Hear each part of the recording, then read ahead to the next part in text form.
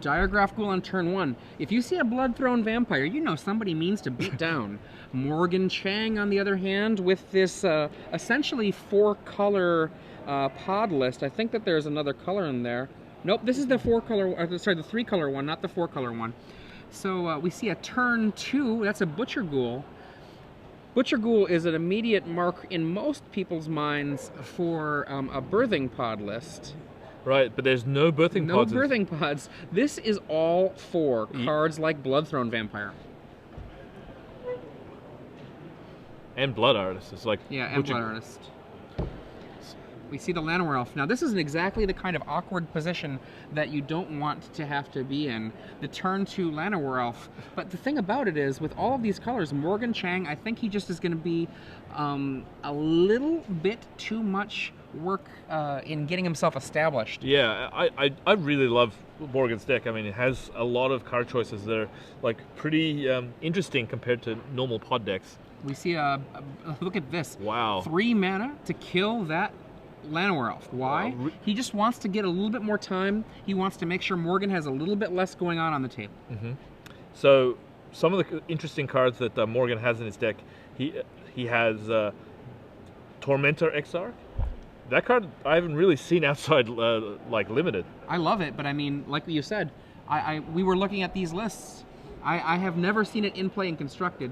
Morgan Chang passes, and then it looks like he's going to have an upkeep effect. Oh, Deceiver Exarch is going to tap down either that red land or... Yep, there it is. The red land gets tapped down, and Danny does not make mana with it. Yes. 1/4 is a big number. He doesn't really have any like great answers to Deceiver Exarch, actually. He just attacks, deals his 1 damage, and I bet he's going to follow up here with another creature. Oh, he looks Unless like, he's creatureless. He is out of creatures. It's just land now. How unfortunate for Danny. Some of the other interesting cards that Morgan has in his deck, he has Dead-Eyed Navigator. That's a fairly new card from Avacyn Restored. It's got Soul Bond. Basically, when it Soul Bonds with something else, it can blink it. And Morgan Chang gets to untap. Danny Goldstein. Wow. All land in hand. That's a little bit of a flood. Yeah, no, especially like he doesn't have a ton of land in his deck. He only has 20 land. I mean, actually, no, he's 22 land. Sorry. So if you look at what's in play, just imagine that's your opening hand. That would have been probably about close to correct, and he's only drawn land since then. Mm-hmm.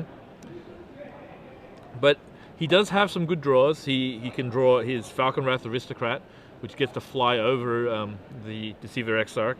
He can like draw a messenger, basically to like help increase his power to put the pressure on. And what is this? Bouncy Bouncy. Is that an Aether Adept? Yeah, this is a draft special, really. Oh, he draws a Blood Artist. Blood Artist is often the key to a lot of these kind of like come from behind wins.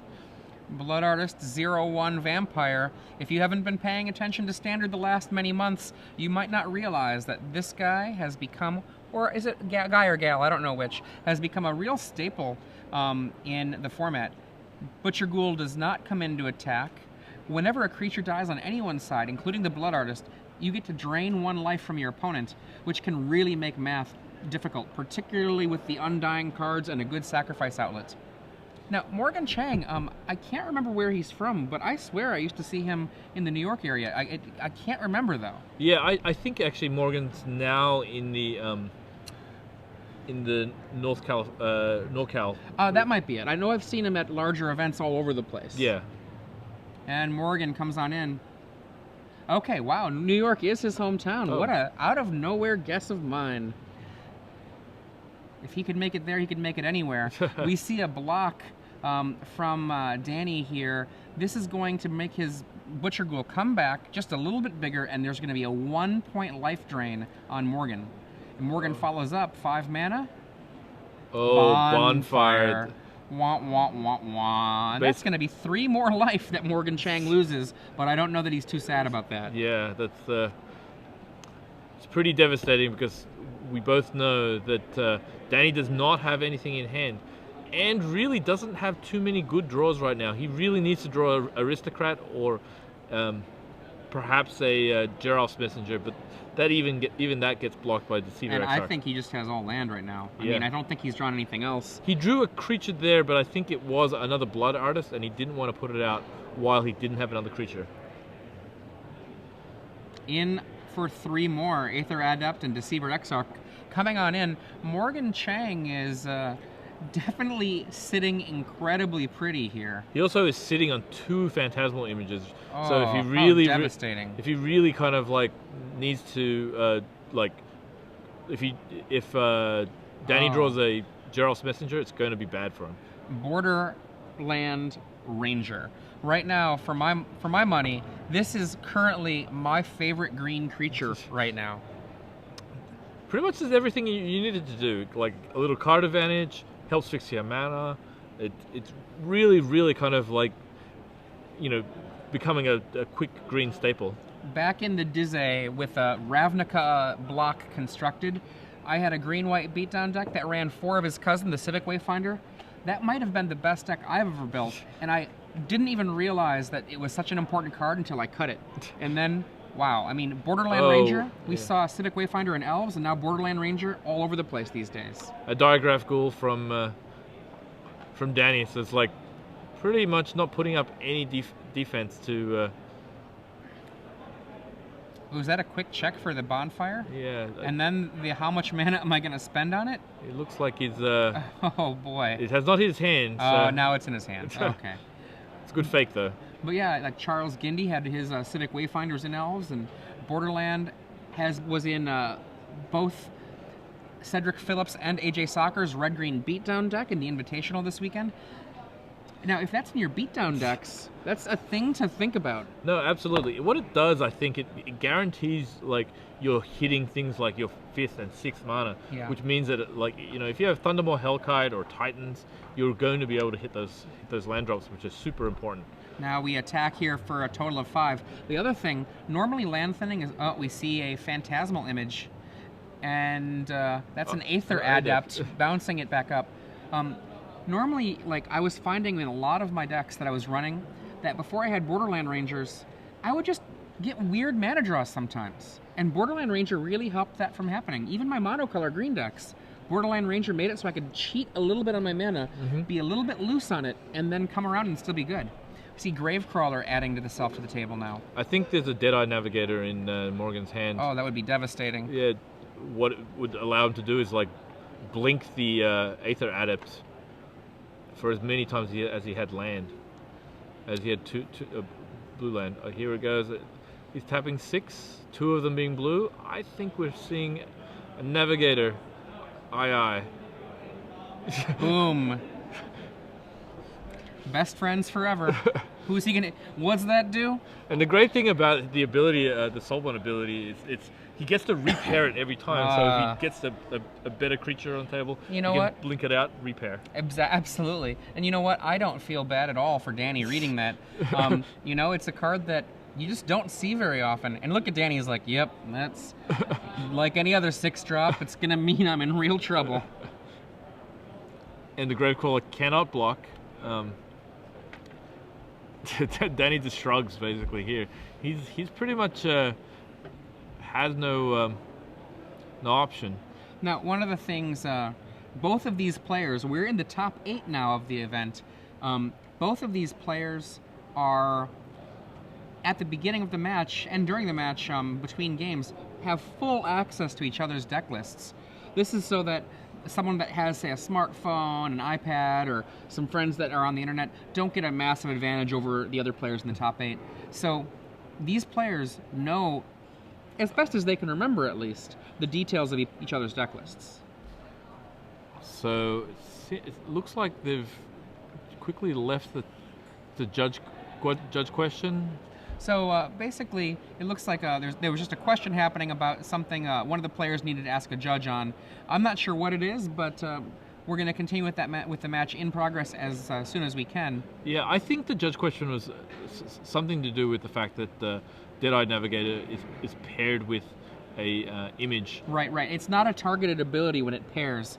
Being best friends doesn't mean you're pointing your finger at each other. The good thing, obviously, that means is that he's able to basically create a new like target for his. Wouldn't it be cool if there were suddenly 2 Deadeye Navigators in play? Oh, Doctor. Just double checking here.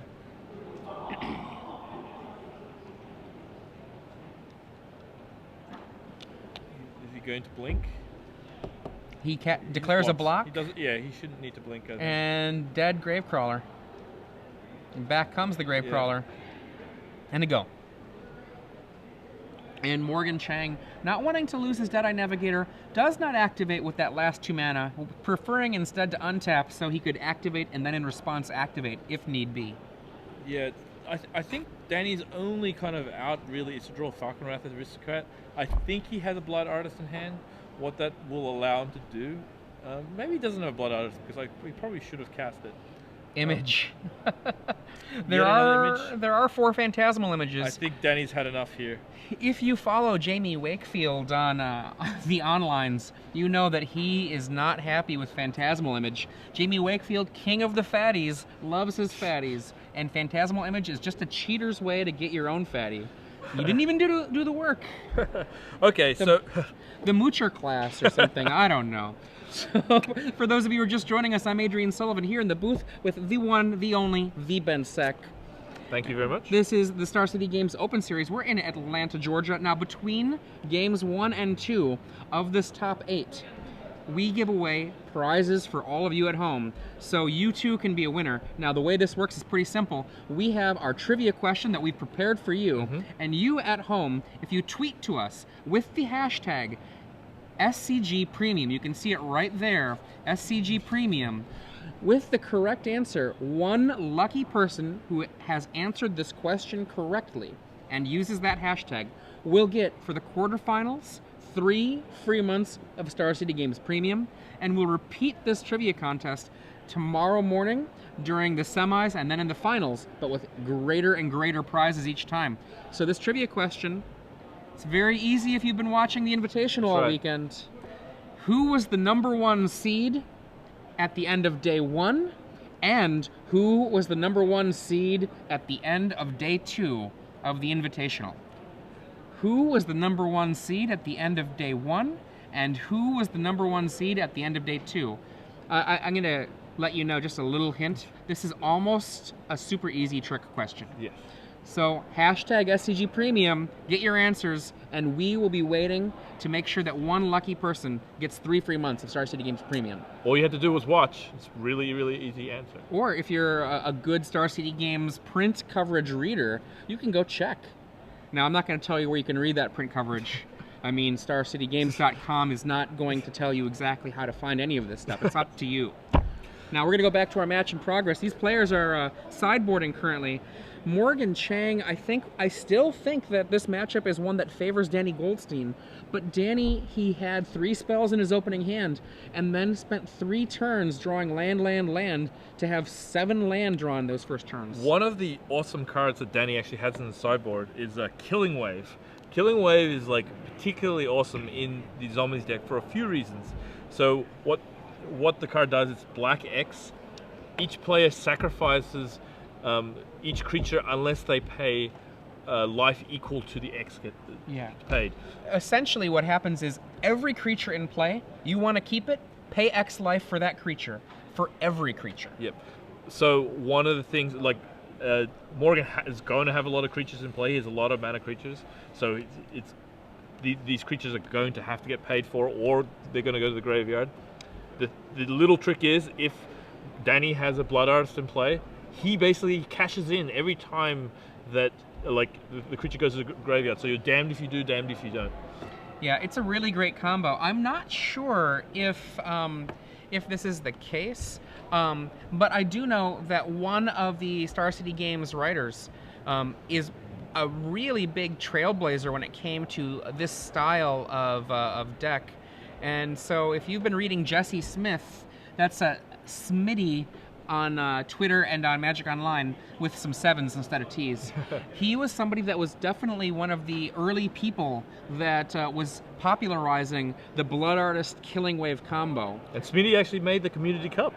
It's actually he's Hey. going to represent the players in the Community Cup. Congratulations. I was not aware of that. Good job for you, Jesse Smith. I think that's a real honor, so that is really, really cool. Absolutely.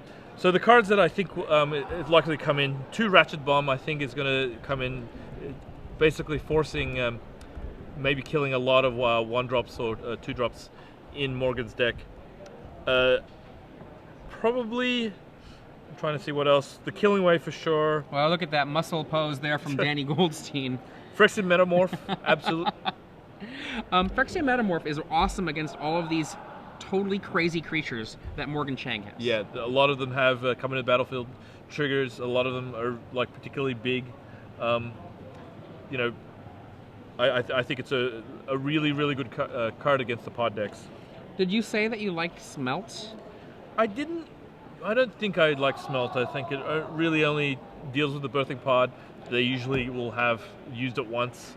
I don't think I would have brought Comes in to the Smelt. party too late? Yeah. And it doesn't actually help foster a beatdown? No, I'm against that.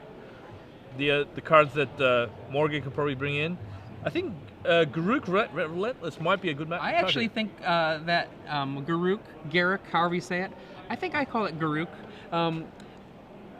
There are so many creatures that you can put it into play, it can murder a creature, Yeah. and then still be around, and once that's happened, that is awesome. There aren't direct damage spells besides Brimstone Volley, and if you're spending 5 damage to kill the Garruk that's at 1, I guess I do say Garruk, then that's a win for you if I you're actually Morgan say Chang. Garruk too. Actually, I don't know why I said Garruk that time. But one of the actually other cool things is Garruk Relentless is able to kill Blood Artist and still remain on his front. That's true. That's true. I mean, they fight each other of a sort. Yes. Garruk deals 3. Blood Artist, he's a lover, not a fighter.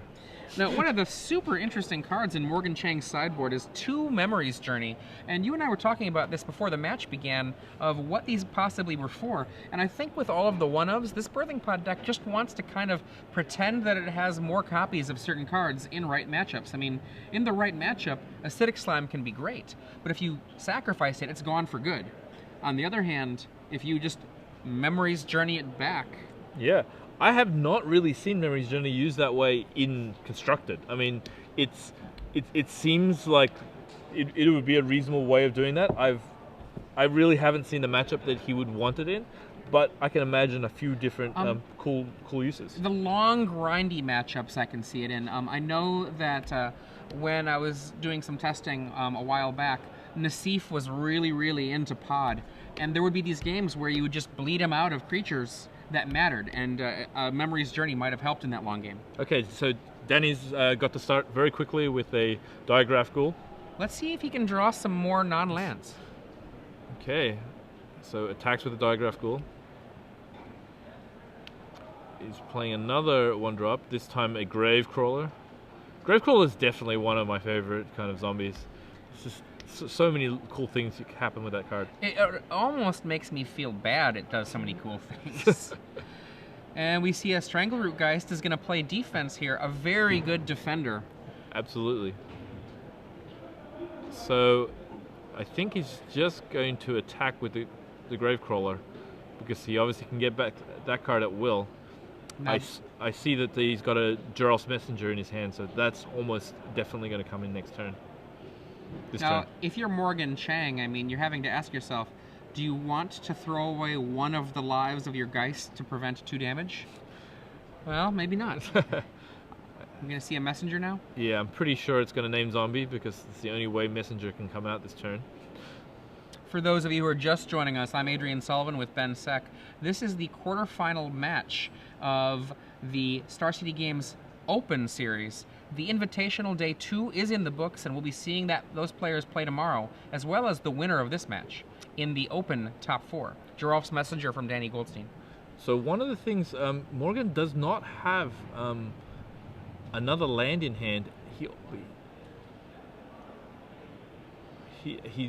has a lot of red cards. I think he just drew a forest, but he still has a lot of red cards in hand. But no mountain. Any Borderland Rangers? I think in there's there? one. Oh, I see a machete. I see a machete sticking out. That Borderland Ranger does like wielding his machete, so there it is. Hey guys, this way. If you want to get to the mountains, I know where to go. If you read the text on Borderland Ranger, the Borderland Ranger on the flavor text tells you that he knows a secret way. Well, Morgan definitely needed to know the way to the mountains because he had a handful of red cards. Now I think Morgan's going to have to face like quite the onslaught this turn. In addition to the creatures in play, Danny has he has a Phyrexian Metamorph in his hand, which usually in these kind of games like copies Geralt's Messenger. It's possible that maybe he'll go for Strangleroot Geist. And I don't know that there are any miracles in Danny's deck, but he was acting like there might be. And what's the black miracle? The black. No, there are no black miracles. Aw, that's sad. It's not a miracle if In comes the team. That's a pretty formidable army. Strangleroot Geist is the copied card here for. No, it's a Geralt Messenger. Oh, is it? I thought it was a Strangleroot Geist because Yeah. when it came into play, my bad. Sorry about that.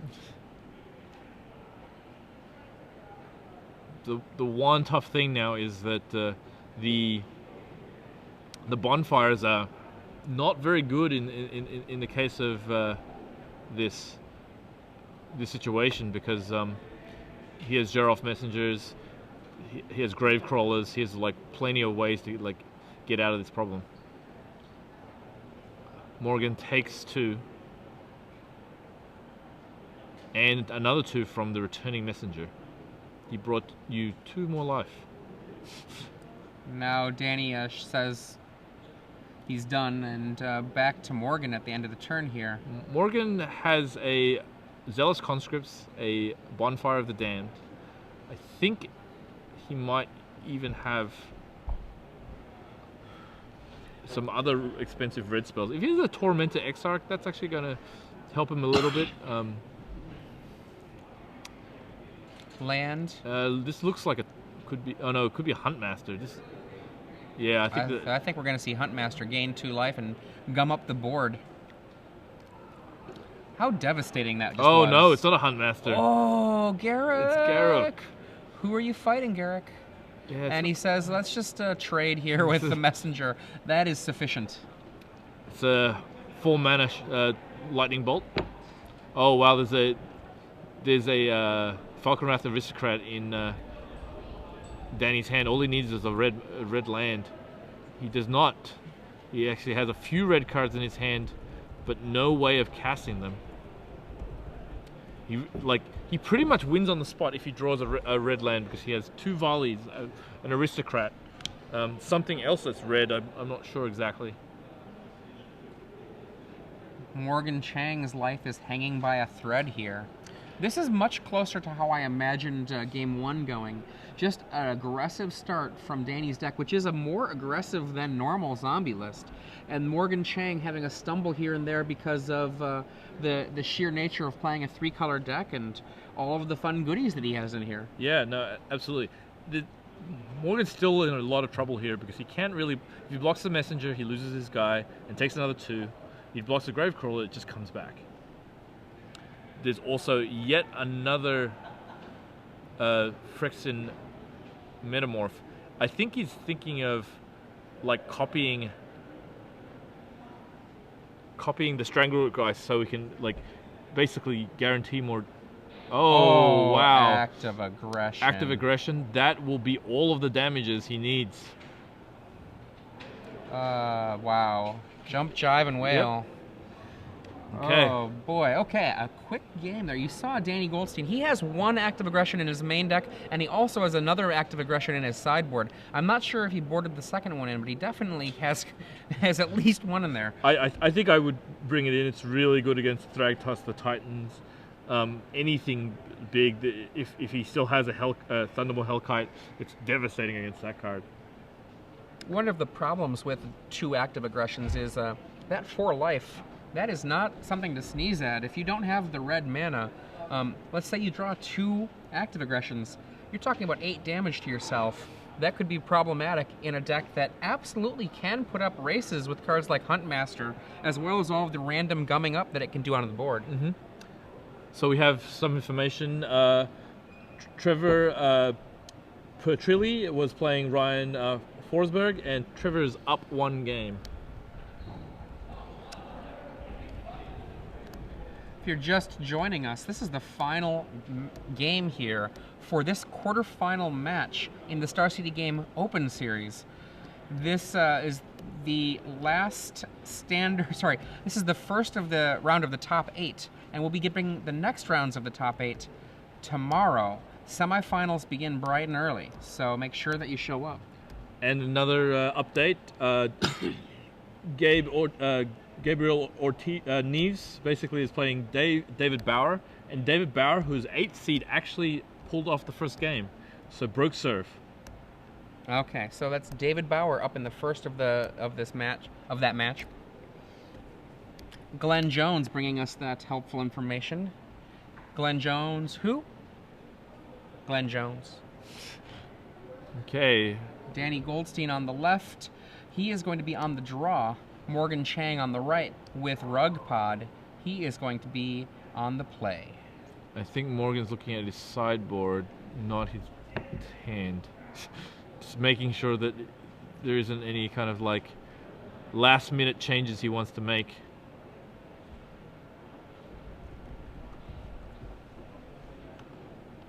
Okay. Morgan Chang really being kind of a victim of a little bit of a clunky hand. A lot of red spells. Wasn't able to get a red mana until like fourth turn. Just a little bit on the back foot. He only has 7 red land in his deck and only 1 mountain.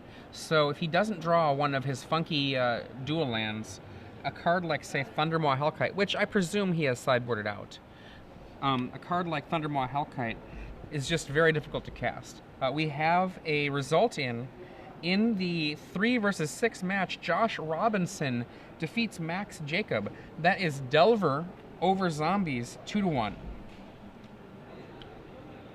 So that's, I believe, our first match in full. Is that correct? That is. That's okay. right. That means we're still waiting to see the matchup of Delver versus Delver, see who wins there, as well as Delver versus the 4-color pod. I believe the Ink Shredder colors, such to say, no black. I wonder if they're going to have the Nephilim in the... Oh, I would love to. I don't know the mythology of the Nephilim with regards to Magic. I mean, how they fit into the multiverse. Are they from what part of Dominaria? You know, if I were to ask someone like an expert on these things, maybe if you're out there in the Twitter sphere, at SCG Live, where are the Nephilim with relation to Ravnica? So actually, are they in the same plane? Nephilim are actually like a real thing. Oh yeah, within mythology on Earth, yeah, absolutely. Sorry. No, it's the case with a lot of Magic. If you're ever studying for certain kinds of tests, whether it's GRE, an SAT, you're going to find that a lot of things like your vocabulary are going to be greatly improved by things like, oh, fecundity. I played that Magic card. I bet you it's this definition. Magic teaches a lot of things. Math. Spelling. I guess a couple things else besides that. I can't figure out what. Yeah, vocab. It's like tremendous.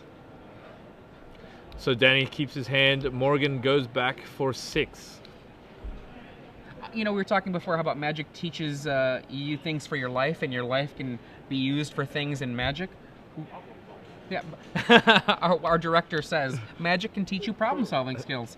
I completely agree with that. If you watch the very first, we'll call it the precursor to the Walk the Plains videos that Nathan Holt put out, you know, that whole video is a labor of love. But when you watch the second video, which was the Worlds video that duo put out, it's kind of awesome when they interview Aaron Forsyth. And Aaron Forsyth You know, or I should say, pardon me, Mark Rosewater. And Mark Rosewater says that games teach you how to think. They teach you problem solving and so many other things that are mental skills. And Magic, Aaron Forsyth says, is the best game, not close. I have to agree. Magic's the best game. It's always changing. It's always interesting. You can go back. You can stop playing for a while. You can come back. It always has something to learn. It's always different. It's great. Once you get infected by Magic, to be fair, I think that even if you quit, all it takes is the slightest nudge, and you're back in. Well, the rule is amongst my friends is that no one ever quits. People take hiatuses, but you never quit. But your friends, just like my friends, you know, and the overlap they're in, we all got the bug. we but did. like, let's pretend you're a casual player. You don't play very much. You might not have the bug until you start getting a gaming group together, and then you get the bug. You know. Absolutely. Okay, I think Morgan's going to keep this. He has a couple land. He has a couple images. Looks like he's on the play. Morgan gets to go first. Plays a Sulphur Falls. And we've got a turn 1. Is there going to be a 1-drop from Danny? There is indeed Gravecrawler. Brains. I always preferred the non-speaking zombies. They only don't speak if they don't have jaws or voice boxes, I guess. The offshoot to the Night of the Living Dead series, they were the speaking zombies, but those weren't Romero's zombies. Forest from Morgan Chang, and no play. Gravecrawler comes in. And another Gravecrawler drawn by Danny. He's going to have a little bit of staying power here. He also has a volley. Oh! He goes for the Blood Artist. Blood Artist is... It's interesting. I'm not sure if what that accomplishes as much. Yeah, I definitely don't see why you wouldn't play another Gravecrawler. Oh, wow. Arc Trail just killing one of each. Arc Trail. If you heard that big clumping noise, that was me dropping my pen onto the table. Sorry about that. That does drain 2 life from Morgan Chang, but it clears the board as well, and Danny Goldstein's going to have to rebuild. Yep. And he does with the Gravecrawler from hand, then resurrecting the Gravecrawler from the yard. Yep. So... I mean, I think what Danny was doing there was he was going for mana efficiency, but I don't know that mana efficiency is always king, despite what some might try to tell you. 4 mana. Is it a Huntmaster or is it a... I think it's going to be a Garruk. Oh, no, Huntmaster. I thought it was going to be a Garruk making a wolf, but no, it's a Huntmaster making a wolf. So there is a go for the throat in Danny's hand, so he has an answer ready for it. But it will mean that the wolf will get the block. Yep. Well, you know, he can still replace that the Gravecrawler if it blocks. I mean, and whether it was a Garruk or whether it was a Huntmaster, they're both cursed people. I think what he may do here is he may attack with both. There's going to be a block with the wolf. He's going to Tragic Slip out of his hand once...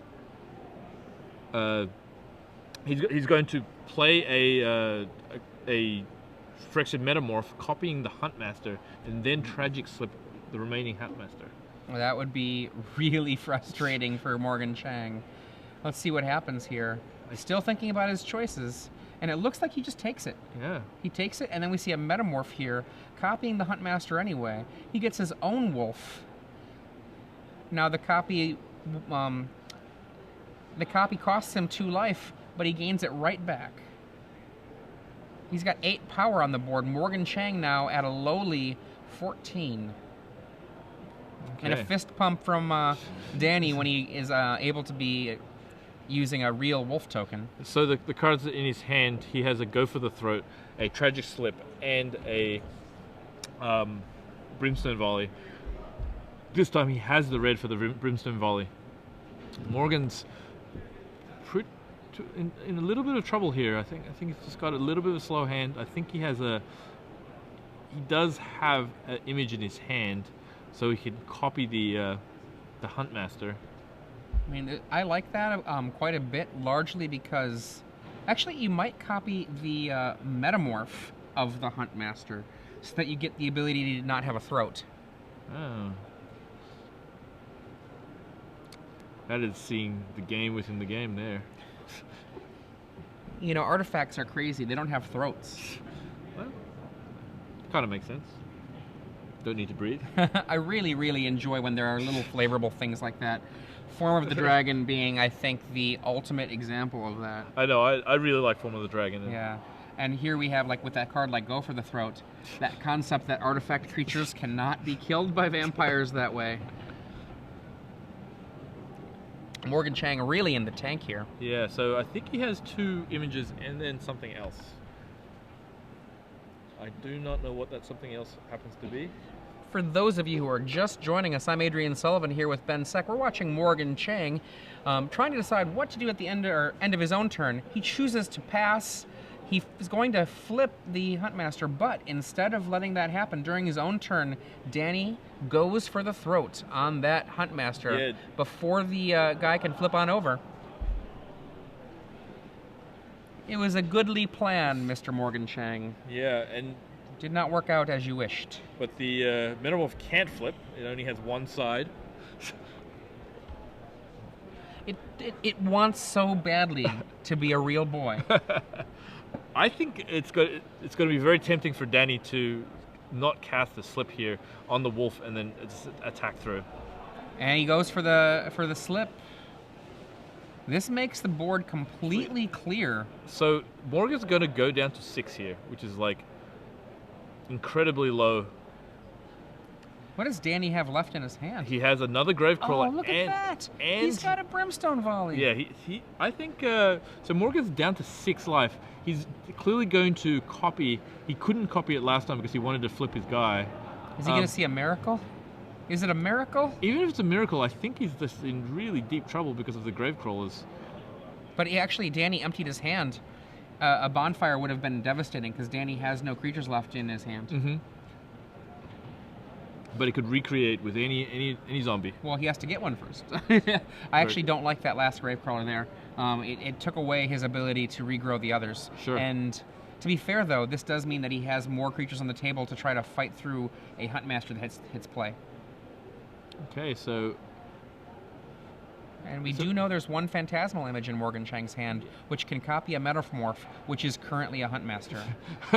Danny's basically crossing his fingers, hoping there's absolutely nothing. Morgan's like, oh man, you know. I think Morgan's almost kind of resigned himself to, like, he's in deep trouble just with as many creatures as he has, without any sweepers in hand. If he had a bonfire in his hand, he would still be able to sweep the board here. Now, to quote Patrick Chapin, never give up. Never give up, Morgan. Let's see what he does. Now, that's not to say that there aren't times you shouldn't concede. There are very many reasonable times to concede. And we see a image almost copying definitely Metamorph, which is a Huntmaster, which gets him 2 life and a wolf. It goes to 8. He has a Borderland Ranger or another. Okay, so he's going... Oh, 2 images, which gets him 2 more life and another wolf. Okay, Morgan did a really good play there, a series of plays there. He does still have to contend with the Brimstone Volley that is hanging out in Danny Goldstein's hand. So there's 4 creatures. I wonder if he attacks here. Let's see what the card is. 1 card in hand, huh? And Danny draws, looks for a miracle that he doesn't have. Is that a tragic slip?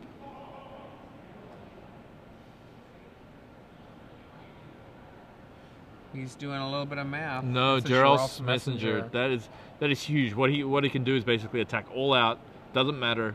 He can play the Geralt's Messenger, rebuy 1 Gravecrawler for the next turn, and still basically be able to Brimstone Volley the next turn. Sideways. Now Morgan is going to take at least 2 damage, but if he doesn't block something, he'll take death. Now, obviously, Morgan wants to live, so let's see what he does. If I'm Morgan, I'm happy to throw away those Huntmasters immediately. Yeah, there's still a possibility. I guess they know that each other's deck list, but there's a possibility they might have Flames of the a Firebrand with a card from M13 that basically targets 3 things. A functional reprint of Arc Lightning, all the way from Urza Saga. You know that there's a song that Patrick Chapin, me, and Nath Heiss made up about Arc Lightning. If you want, I can send that to you sometime. It's pretty cool. So a lone wolf survives. And the Gravecrawler comes down, taking 2 more life off of Morgan Chang, and allowing, a Giralf's Messenger, allowing a Gravecrawler to be reborn. Yeah, this is looking really bad. There's only, even if he has a bonfire, he's going to have to deal with the Messenger. I think the only card that he can draw here to be in this game is Thragtusk. Thragtusk, yeah. And oh, look at this. He's slow rolling himself. I think, did he look? I don't think he looked. I mean, I think he knows that a bonfire won't do it. No, I think he had a quick peek. Oh, did he have a quick peek? Yeah. A little sad Christian Calcano is standing behind Morgan after he lost his winning in. Now, the match we already know, Josh Robinson was defeated Max Jacob. That was Delver versus Zombies. So we're going to have at least one Delver player tomorrow in our top 4. We'll have at least 2 because there's a Delver on Delver matchup. That's a good point. Gabriel Nieves Ortiz versus David Bauer. Who amongst the Delver Mirror will win? We will have to find out. I actually like presuming Danny's going through, because that's my guess at looking at the current board state. I really like Danny's kind of like how he's placed against the Devil matches. And Morgan still tanking. I believe he's going to have to act at some point. What do we got? 3 mana. What's 3 mana? Borderland Ranger, Aether Adept. Aether Adept can bounce a wolf, if that is an Aether Adept. Well, he has a Borderland Ranger. We knew that. So we just the funny thing is he's tapped a lot of his dual lands. So I'm trying to work out exactly if there's a good reason why. Trevor Petrelli with the 4-color pod defeats Delver in the hands of Ryan Forberg. Okay, so it looks like we're definitely getting 2 Delvers and 2 non-Delver decks. So in the late days of Birthing Pod changes for 2 life his Borderland Ranger into, I believe that's going to be a Huntmaster. Yeah. He's going to go down to 4 and then up to 6. But with that in mind, that means, I'm sorry to say, that Morgan Chang is dead to the Brimstone Volley. Yeah. That's it. Yeah, so Danny Goldstein advanced to the semifinals. Wow. So we're going to have 2 pod decks, Black Red Zombies, a pod deck, and 2 Delver decks in the semifinals. We don't know which Delver deck of Gabriel Neves is going to, or David Bauer is going to make it. Now, besides, however, these those players, we have yet one more winner out there in the Twitter sphere. Now, I asked earlier, which player, for our trivia question, for Star City Games' free 3 months of premium, what player was number 1 at the end of day 1 in the Invitational, and what player was number 1 at the end of day 2 in the Invitational? What's the answer? Well, it's a little bit of a trick question. They're actually the same player. That player is Anthony Eason. And what about day 2? Anthony Eason. Oh, whoa! So, if you correctly answered Anthony Eason, you were among many people. And Joe Comparelli, at Joe Comparelli, you are the winner of 3 free months of Star City Games Premium. Congrats, Make Joe. sure that you follow at SCG Live so we can get that to you. So, I hope that none of you minded the trickiness of that. Tomorrow I'm going to ask the question, and it'll be even trickier than Adrian's one. Oh, we don't want to be too tricky now, you know? Okay, so yeah, we have seen so far that basically a Delver, a Zombies list, a 4-color pod list, and another Delver list are going to be our top 4 tomorrow. And I'm not sure. We only have one match still ongoing, and that is the Delver Mirror match between Gabriel Nieves-Ortiz and David Bauer. Yep. And So- David Bauer is up 1 game. That's correct. Right now, Glenn Jones has let us know that we're waiting to find out if we are going to have a 3rd game from them or not. That is the only match still currently ongoing. Now, at the beginning of this, I was kind of curious what predictions that you had had. I know I had my own predictions. I thought Delver was going to beat Delver. That worked out.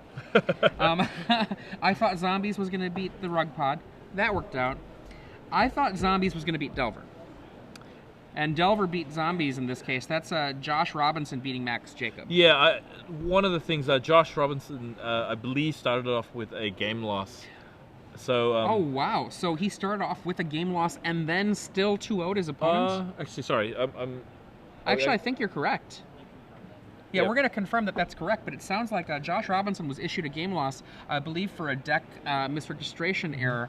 And this isn't the first time that we had this happen this weekend. We had another error that we caught on camera, and thankfully for that particular player, it was a game that he was already losing when it was found out. And the head judge also was nice and was like, We know what you meant. We know what you meant, so we'll fix it. The funny thing is he accidentally wrote engineered plague instead of engineered explosives. Yeah, and you and I were like, wow, that is bold. Main deck engineered plagues and legacy.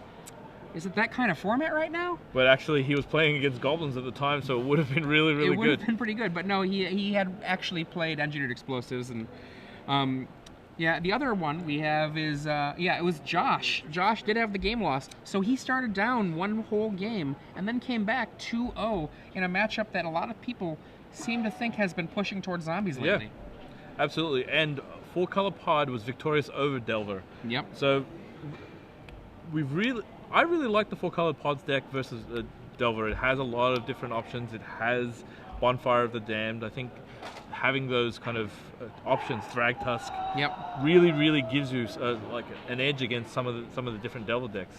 Now, one of the sad stories of this open event is Reed Duke battling really hard and making it to 9th place. Yes. And there were a lot of people, over 500 players in the Open series. And it was actually, I'm going to be willing to bet, probably one of the hardest opens that there has been, because we had 200 players from the Invitational who did not make day 2. And you know what? There's a whole weekend of Magic to be had. How many of those players were over there in the Open? I'm sure a lot of them, and Yeah. I'm sure a lot of them are going to be there tomorrow, actually, at the Legacy Open or one of the Draft Opens. Absolutely. Now, we've got, as I believe, 3 draft opens tomorrow, and what that means is that we are giving a lot of drafts. Yeah, absolutely. And each Draft Open gives away $1,700. I mean, that's like, it's so much. All you have to do is win 2 drafts in a row to win a Draft Open. Absolutely. Now, here's the thing that's really awesome about this weekend, right? So let's say that you are kind of one of those people, you'd love to play Legacy, but you just don't feel like you have the ability to get in on it. Well, you can come to one of these invitational weekends, and what you can do is you can make sure, you know what, Sunday, I'm playing on Sunday, I don't even have to worry about it. I'll just show everyone how good of a drafter I am. You know what I mean? Like, some people have done called shots where they just come to these things and just win them. I mean, if I didn't actually have to be here, I would be out there. I mean, maybe I might come down with something and like get into a Draft Open. Oh, if tomorrow you don't see Ben Sek, you can know for sure that Ben Sek is he just called in sick. He wanted to draft. I might put on like, you know, a fake beard and a mustache or something like that. Now, there is still time to get down here for tomorrow, people from far away. John Becker, I'm calling you out. Get on that red eye, get down here and show us all how to do it. Drafting is like still my most the most fun you can have playing Magic. I think the game changes all the time. There's so many different decisions. The games are very interesting. Like, it's almost kind of like, I call it raw Magic, where there's a lot of combat, there's a lot of bluffing. It's really kind of like it rewards the skill of the better player. And right. I mean, I know that Constructed is definitely a skillful game. We've seen some great skill games this weekend, but